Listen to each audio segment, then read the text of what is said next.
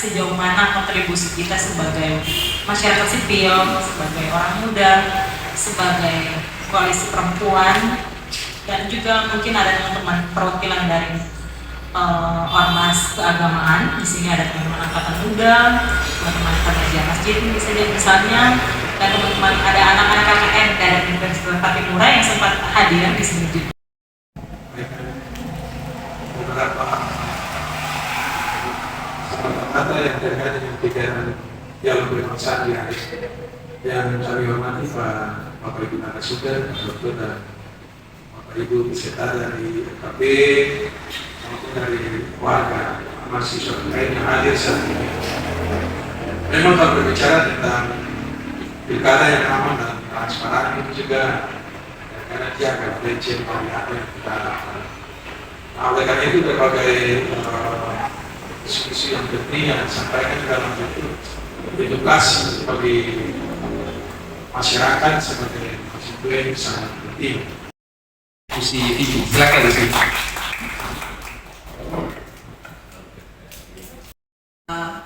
Banyak catatan berkaitan dengan hal itu.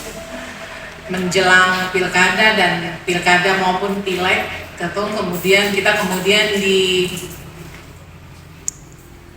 dipenjarakan dengan pilihan warna, kemudian pilihan padanan kata.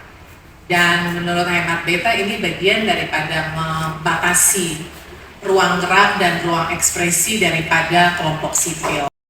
Proses-proses politik sesungguhnya. Tetapi faktanya yang terjadi dalam pengalaman kehidupan kita, hidup kita sehari-hari itu sangat ditentukan oleh keputusan-keputusan politik. Harga, kalau perempuan yang sering ke pasar atau tadi laki-laki yang sering ke pasar, harga cili di pasar itu sangat politis. Saudara sekalian, itu sangat politis. Pertanyaannya adalah siapa yang kemudian menggiring itu menjadi politis. Daripada mama-mama di dapur, pengalaman spiritual daripada mama-mama yang mengambil bia di pesisir pantai. Sayangnya ini di daerah Teluk sudah hampir tidak ada, masih ada di daerah Latuhalat dan Pulau Ambon bagian timur. Itu sangat penting dan sangat politis. Pertanyaannya adalah apakah kemudian pengalaman perempuan-perempuan ini terkoneksi dengan kebijakan. Itu yang penting sekali. Kalau memotret kehadiran kita hari ini, kita berada pada kelompok yang ada dari pemerintah desa yang juga punya kewenangan untuk membuat kebijakan dan membuat aturan di tingkat desa, teman-teman OKP, kawan-kawan aktivis, jurnalis. Artinya bagaimana kelompok ini kemudian menghubungkan situasi-situasi ini, bagaimana kemudian memastikan bahwa fakta-fakta empirik kita di dapur-dapur seluruh rumah tangga di Kota Ambon itu terkoneksi dengan kebijakan. Sehingga rujukan kita ketika kita sebagai masyarakat sipil melakukan koreksi terhadap implementasi pembangunan nantinya, itu tidak berhenti hanya di tanggal 27 November. Tetapi ini proses yang berkelanjutan. Dan kemudian kerap kali orang bilang, jangan-jangan kesadaran ini hanya ada pada kelompok-kelompok yang sangat kecil. Tapi menurut beta, ini sudah waktunya, ini momentum untuk kita memastikan kelompok masyarakat sipil, jaringan masyarakat sipil hari ini, jurnalis, aktivis, teman-teman OKP, kampus, desa, memastikan bahwa kita terkoneksi. Lagi-lagi bagaimana caranya kita memastikan kita terkoneksi? Pastikan bahwa kita paham, kita tahu visi misi kandidat hari ini. Dan itu kemudian bisa kita kawal sama-sama, siapapun yang terpilih. Sebetulnya beberapa poin yang singkat tapi sangat jelas, sebetulnya sifatnya dapat memandu kita untuk memandang lebih luas tentang bagaimana caranya kita memproteksi diri sebagai komunitas sipil agar bersama-sama membantu teman-teman di penyelenggara pemilu untuk menghasilkan pemilu yang aman. Saya tadi dapat cerita tentang bagaimana koneksi antara stabilitas ekonomi keluarga yang sifatnya sebetulnya tidak terlalu diperhatikan, tapi itu punya korelasi penting dengan pilihan politik. Itu luar biasa sekali gambaran tentang itu kan. Dan tadi ada satu poin penting sekali ketika media sosial itu bekerja sangat masif, orang banyak mencurahkan perhatian di situ, tapi ternyata ada ruang-ruang perjumpaan secara fisik yang bisa kita hidupkan. Tadi saya dapat satu poin menarik tadi dari Bu Vivi. Terlebih lagi, tampaknya kita sebagai organ sipil perlu terkoneksi satu sama lain. Baik itu pemuda, pers, khususnya teman-teman mahasiswa, perlu terkoneksi agar bersama-sama dengan teman-teman penyelenggara pemilu mengawal agar informasi yang berseliweran di ruang publik itu bisa sepenuhnya terkontrol, terkendali guna menghasilkan pemilu yang aman. DPD provinsi, kabupaten, kota, nasional. Jadi supaya kita wawasan gitu ya. Dari UCPP bilang hidup kita ditentukan oleh keputusan politik negara. Nah, itu yang paling penting kata kuncinya. Kata kunci ada di situ. Jadi pertama begini, setiap momentum demokrasi itu bertujuan untuk pertama dia menjadi bagian dari siklus kepemimpinan. Yang kedua, siklus kepemimpinan itu menjadi evaluasi bagi penataan kembali program pemerintah. Selalu begitu. Nah karena itu kalau kita melihat kita punya situasi semacam ini, kita punya demokrasi itu menganut multi partai. Bagus multi partai, ada juga jeleknya, ya. Para aktivis di Jakarta itu kan lagi mendorong supaya dong hapus yang namanya presiden threshold ya sekarang itu, supaya semua orang ya tujuannya apa, supaya kandidat tidak dikooptasi oleh oligarki politik, jadi kanalisasinya bisa mudah. Jadi kita ini adalah pemilik mandat kekuasaan itu. Artinya apa? Tidak boleh ada orang yang jadi wali kota atau jadi gubernur tanpa melalui rakyat. Itu logika electionnya begitu. Ini bayangkan saja kalau Anda tidak menghargai hak kedaulatan itu untuk memberi mandat. Tapi jangan kasih 100% ya, kasih 50 saja. Karena 50% untuk evaluasi. Gitu ya. Jangan orang bilang jangan jatuh cinta buta mungkin gitu. Betul? Kalau memang dia sudah tidak paham cinta buta, memang dia sudah jalan. Novel, sesuatu yang imajinatif. Nah, orang Ambon nggak baca novel, suka dengan cerita Nenek Lugu lah, cerita batu badan. Akhirnya kan lagu yang batu babun, itu tidak saya suka lagi. Yang ketiga harus ada evaluasi. Ada evaluasi. Tidak ada mekanisme evaluasi, check and balance, itu nonsense. Saya pastikan nonsense.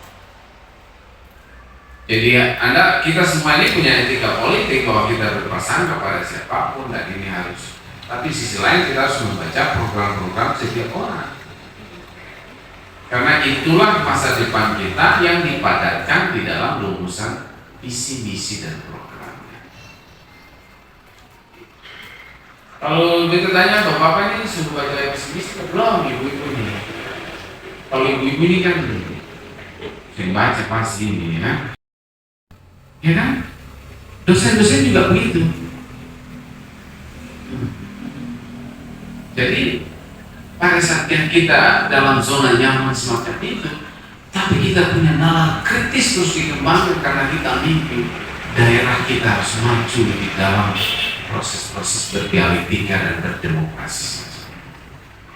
Itu yang bikin kita kuat di situ. Kalau kita masing-masing di zona nyaman, ya enggak. Jadi ada juga kebangkitan solidaritas kita untuk melihat apa yang harus kita lakukan, gitu ya. Jadi momentum semacam ini, saya kira ini dialog yang bagus dan kalian bisa kritisi. Di ruang inilah kalian bisa mengekspresikan dan kalian bisa pergi ke rumah mencatat itu sebagai ini yang nanti akan saya upload. Itu terus yang kita lakukan sebagai warga negara di proses-proses politik. Awal Bang Manaf uraikan sebenarnya pentingnya kita mengaktifasi hak sebagai warga negara untuk terlibat aktif kan dalam mengawal atau bahkan mengevaluasi seluruh proses bernegara kita. Lalu sepertinya tadi menarik, money politics itu dianggap normal karena dia menyasar kelompok-kelompok yang sebenarnya rentan secara ekonomi, dan ya faktanya dia cenderung dianggap sebagai satu fakta yang sebenarnya normal. Lalu menarik tadi dari Bang Manaf, pertama-tama sekali dia membuka dengan mencoba menjelaskan secara terbuka tentang fakta sosial keberagaman kita yang sedikit banyak itu berkontribusi pada fragmentasi politik, khususnya pada momentum elektoral, momentum pemilihan kan. Nah, saya kira sebelum nanti saya lemparkan ke teman-teman untuk mungkin merespon, saya akan berikan kesempatan dulu kepada Bang Manaf maupun Bu Vivi. Ini ada masih ada yang mengganjal ini, tapi 3 menit saja jawab. Sangat mempengaruhi cara pandang kita hari ini. Pada hari-hari ini, waktu-waktu ini, saat ini sudah melewati proses, kalau ASN, CPNS itu saat ini sudah melewati proses seleksi berkas. Jadi sekarang ini sudah ada dalam proses persiapan untuk proses persiapan untuk SKD, seleksi kompetensi dasar.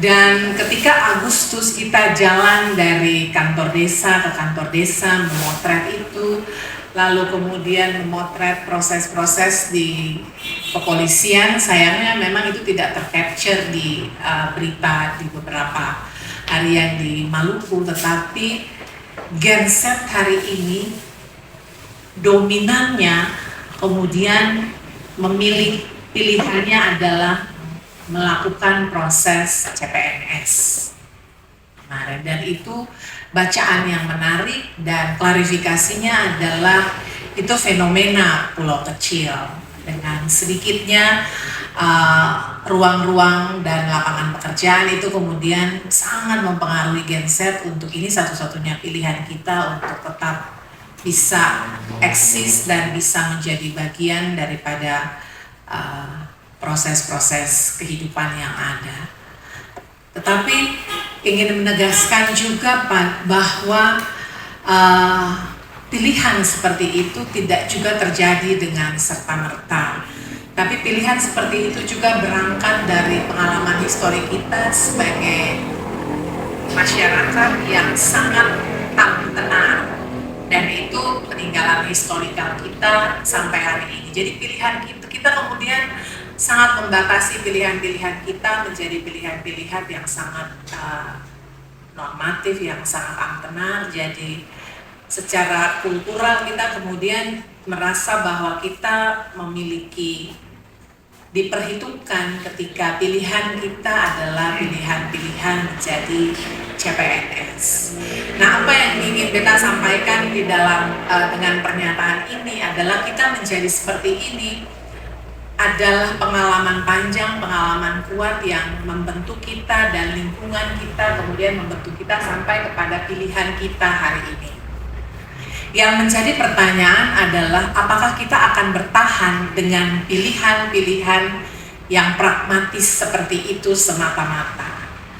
Jadi sampai hari ini Maluku masih tercatat sebagai provinsi 4 termiskin ya, kalau tidak salah 4 termiskin. Waktu kita masih 32 provinsi, tapi sekarang sudah ditambah provinsi baru di Papua, bisa jadi tapi kita masih tetap masuk 10 besar.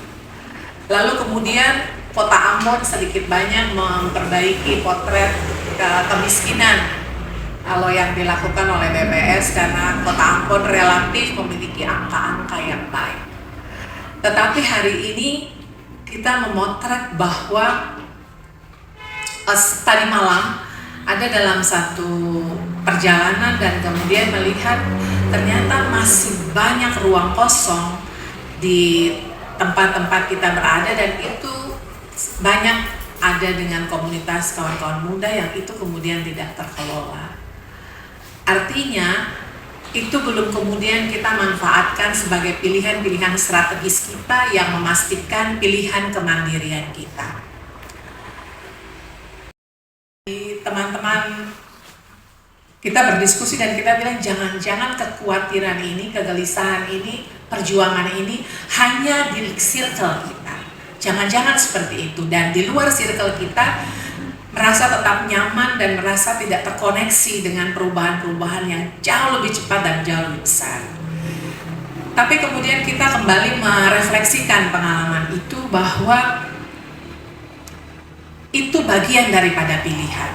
Dan kalau kemudian kita hari ini sebagai masyarakat sipil memilih untuk memberikan perubahan, mari kita memulai dengan circle kita. Apakah kita menjadi bagian daripada berkontribusi kepada perubahan dengan circle yang relatif sangat terbatas, ataukah kita kemudian menjadi bagian yang menerima itu saja? Terang di malam hari, bersih di siang. Jangan kayak orang imajinasi Ambon malam jadi Hong Kong, siang jadi King Kong. Boleh. Ya saya kira kita sebagai warga kota, saya ini gini, saya Caris Ibu saya ini mendampingi rektor ketemu James Riyadi. Dia waktu itu janji mau bangun rumah sakit di IAIN Ambon, kalau IAIN transformasi menjadi Universitas Islam Negeri. Lalu dia cerita, saya lihat orang Ambon ini lebih banyak memuji Tuhan, melayani Tuhan daripada melayani sesamanya. Pandang Bang Manap dan Usibibi. Tapi yang ingin saya tanyakan adalah menuju pilkada aman itu versi masyarakat awam itu seperti apa? Karena kita berbicara, berdialog di sini, ya kita berada dalam lingkup orang-orang yang sudah memahami bahwa menuju pilkada aman ini kita sudah tahu, kita sudah bisa menyesuaikan. Tetapi masyarakat awam ini yang memahami pilkada aman ini seperti apa? Karena di luar sana banyak hal-hal yang bisa membuat chaos, dan ketika chaos itu terjadi di masyarakat awam, ya kita tidak tahu kepentingan masyarakat, kepentingan orang-orang tertentu bisa memanfaatkan itu. Gimana cara menghadapi masyarakat awam dengan sudut pandang mereka itu menghadapi pilkada aman itu seperti apa? Mungkin itu dari saya. Assalamualaikum warahmatullahi wabarakatuh. Kemudian lanjut pada pertanyaan saya bahwa pemerintah telah mengeluarkan Undang-Undang Nomor 27 Tahun 2022 yang tentang perlindungan data pribadi. Namun saya melihat pada pasal 53 ayat 1, pemerintah berhak memilih siapa saja untuk memproses atau melindungi data tersebut. Nah, hal tersebut menurut saya menjadi suatu sarana atau bisa dibilang menjadi kompas politik. Nah, pertanyaan saya, apakah dengan adanya undang-undang ini pemerintah sebagai saran untuk menjadikan kompas politik atau spektrum politik? Ya, terima kasih. Antara hubungan antara beda istilah di pasar, bahkan baru waktu di pasar sama langsung ke sini. Jadi tahu persis itu, lebih dari perempuan satu di sini lagi apa? Di pasar. Sekarang tuh harga cili 107.000.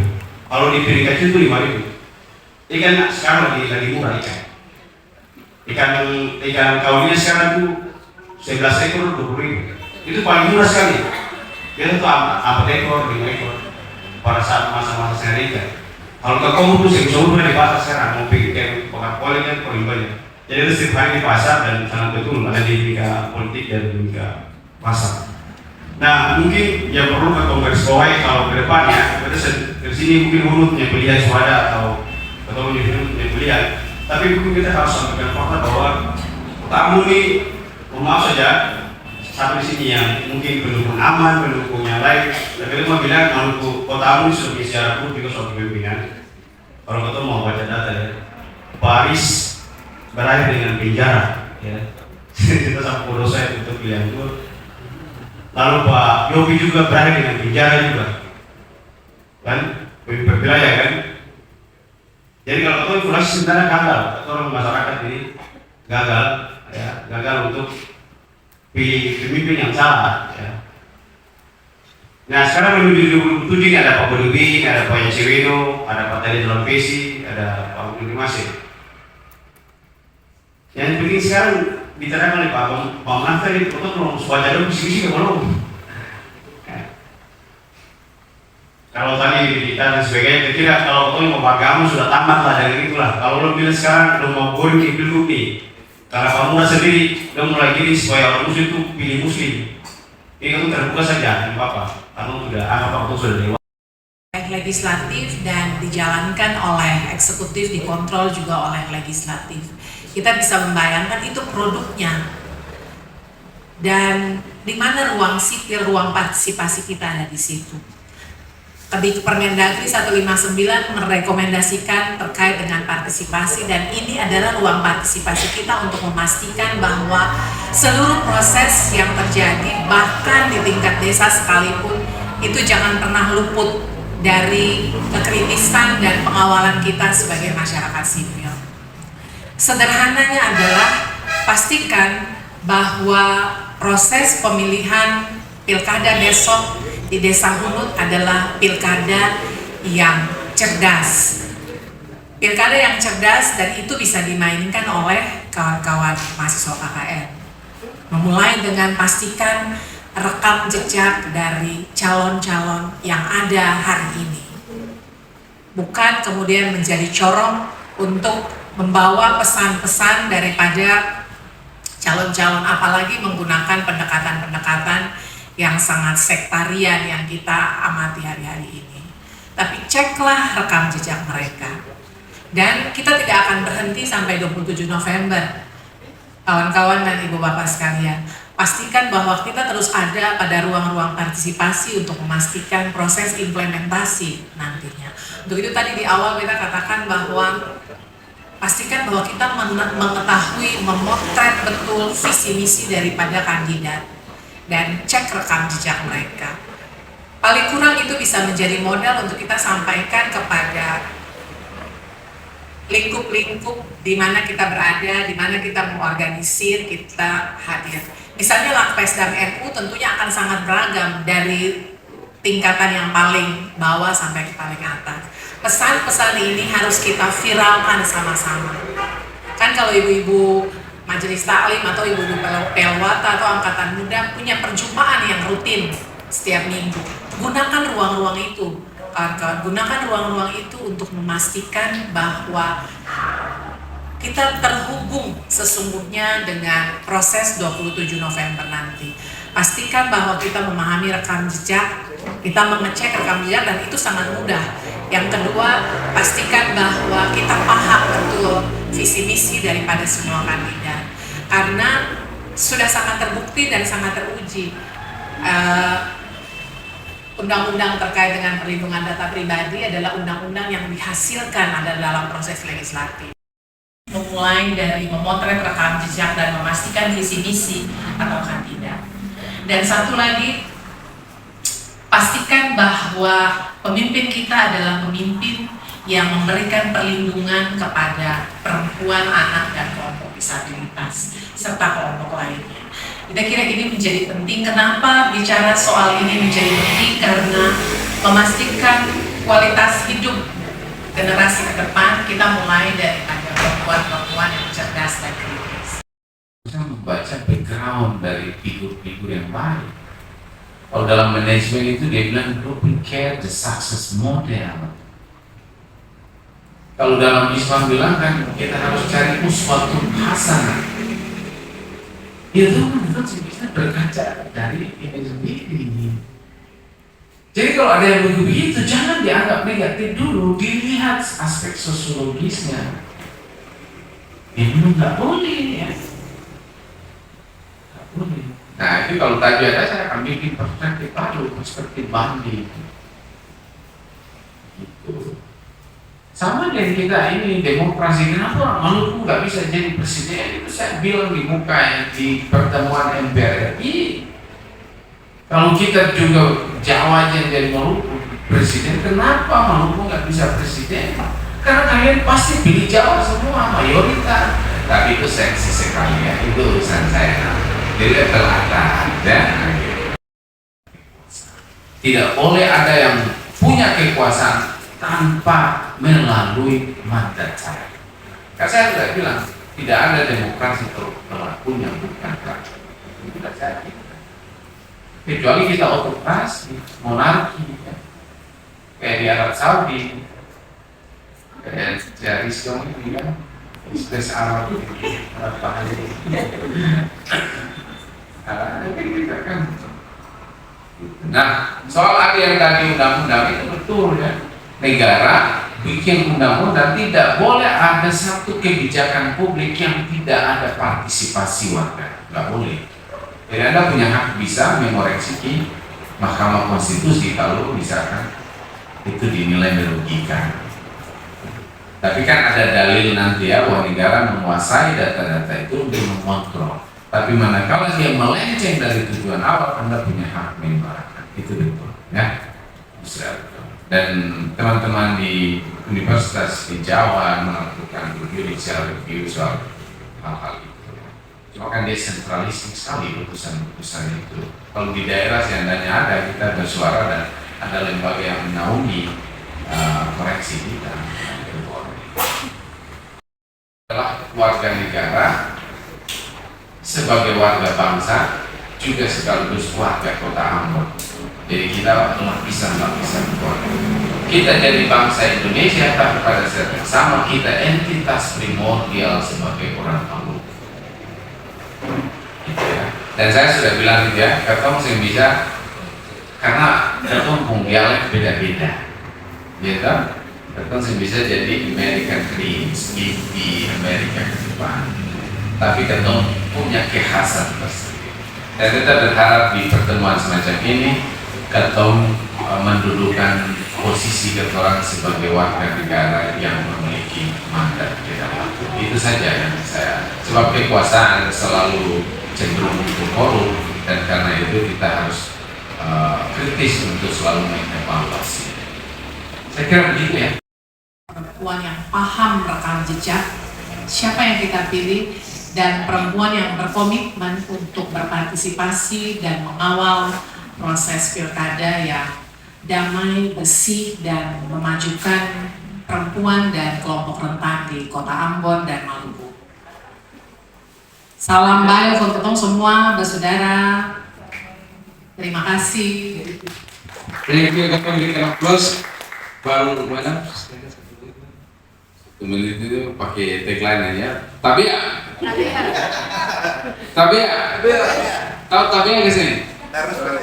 Iya, terus benahi Ambon. Saya kira itu. Sikap kita terhadap Ambon adalah tapia dan pastikan bahwa Anda selalu terjaga dalam nalar kritis. Terima kasih.